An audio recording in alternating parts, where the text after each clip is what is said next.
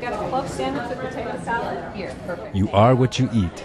And if the crowds here are any indication, it seems that many of us are choosing to be vegetarian.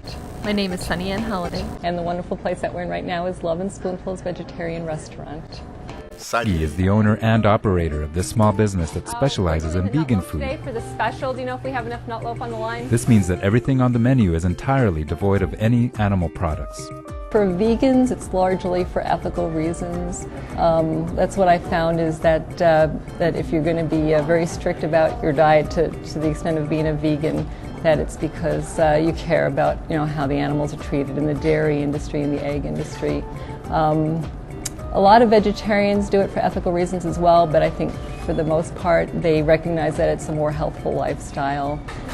With a PhD in chemistry, Sonny's path to becoming a restaurateur was a bit out of the ordinary. However, like many people that choose to become vegan or vegetarian, her shift in diet stemmed from a moral conviction. And it was just, learning about how animals are treated in all these different industries. I made the decision I cannot support those industries. I cannot provide financial support to people that are doing those things to animals. So that's where it started. It's hard, especially 18 years ago, to do anything socially as a vegan. Like going to parties, there's going to be nothing for you to eat. People invite you over to dinner, and they don't even know how to prepare a vegan meal, never mind, understand what one is. But so what I ended up doing a lot was bringing my own food. People would invite me over for dinner, and I would bring dinner. And of course I'd bring enough for everybody because I wanted food for myself, but I also wanted them to experience, what vegan food was like and let them know that it could taste good. And I got a lot of people telling me, wow, this is really good. You should open up a restaurant. So I think those were like the seeds of, that idea. Regardless of where you happen to stand in the spectrum of people who eat meat and those that do not, it's easy to fall in love with the flavors that come out of this small kitchen. Okay, coming through, guys.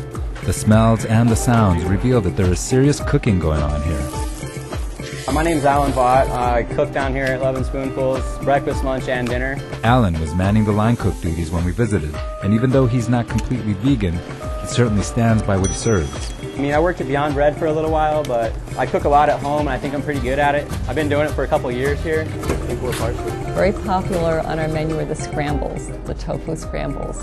Remarkably, I like it a lot better than I do regular egg.